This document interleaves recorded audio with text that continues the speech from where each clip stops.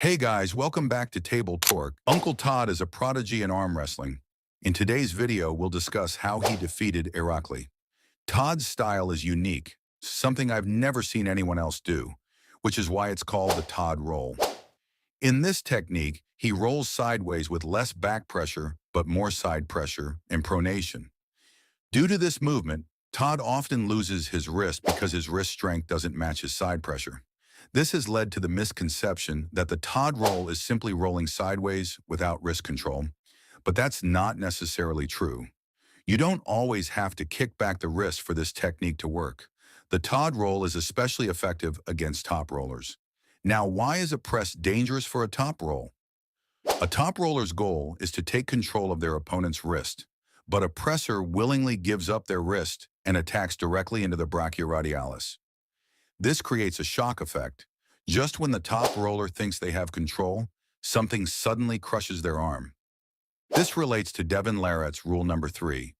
Never take what's given. It's essentially a trap. I believe the Todd roll works similarly. Some may disagree, but let's compare.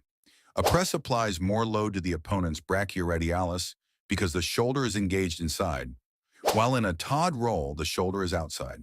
Typically, a top roller gains control by taking their opponent's wrist, significantly reducing their side pressure efficiency. However, Todd is special because he can still generate the same level of side pressure even with less pronation, even after losing his wrist. This is impressive because most arm wrestlers lose power when they lose their hand, but Todd doesn't. Todd trains his side pressure in various ways, including straps, which engage pronation in side pressure, and wrist wrenches, which engage cupping in side pressure. Now let's look at the physics. We know that if two equal forces act perpendicularly to each other, no work is done. Imagine one arm wrestler applying pure back pressure, represented by this arrow, and the other applying pure side pressure, represented by this arrow. If both forces are equal, the match stops in the center. However, if the side pressure is stronger than the back pressure, the match moves sideways. In Todd's match against Irakli, his side pressure was greater than Irakli's back pressure, which is why he dominated the match.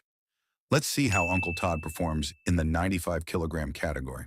Since this is a match breakdown, we won't go deep into his training today. We'll save that for another video.